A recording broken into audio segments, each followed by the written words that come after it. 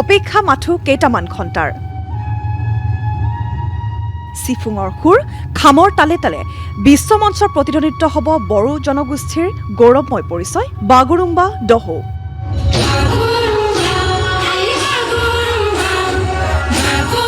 এয়া বড়োসকলৰ পৰম্পৰাগত লোকনৃত্য, যি নৃত্যত নিহিত হৈ আছে বড়ো সমাজৰ লোকবাদ্য, লোকগীত, লোক অলংকাৰ ইত্যাদি।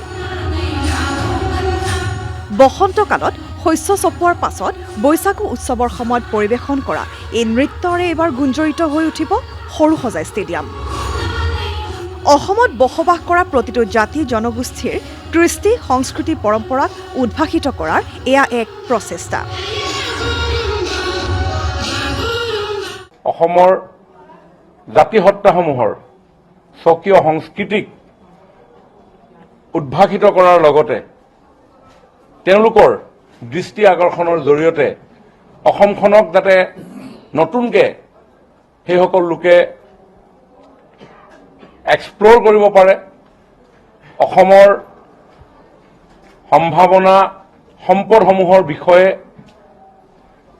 বিশ্ববাসীয়ে জানিব পাৰে, প্ৰাকৃতিক প্ৰাচুৰ্যতাৰ বিষয়ে তেখেতসকলে ধাৰণা ল'ব পাৰে, এনে বহু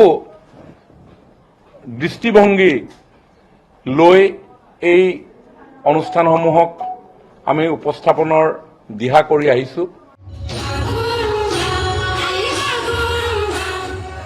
ৰাজ্যৰ ২৩খন জিলাৰ ৮১টা সমষ্টিৰ ১০,০০০ গৰাকী শিল্পীৰ অংশগ্ৰহণ।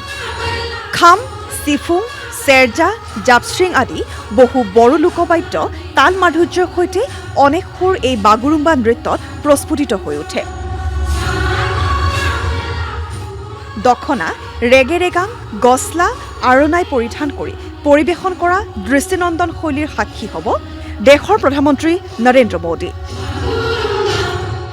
প্ৰধানমন্ত্ৰীগৰাকীৰ উপস্থিতিত অসমৰ চহকী ঐতিহ্য, বড়োসকলৰ বৰ্ণিল সংস্কৃতিৰ এয়া হ'ব এক যুগমীয়া নিদৰ্শন।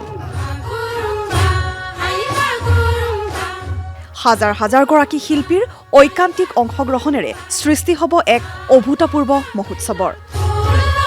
এই আয়োজন কেৱল এটা অনুষ্ঠান নহয়, ই হৈছে অসমৰ সভ্যতা, সংস্কৃতি আৰু অস্তিত্বক বিশ্ববাসীৰ সন্মুখত প্ৰতিষ্ঠা কৰাৰ এক সংকল্প।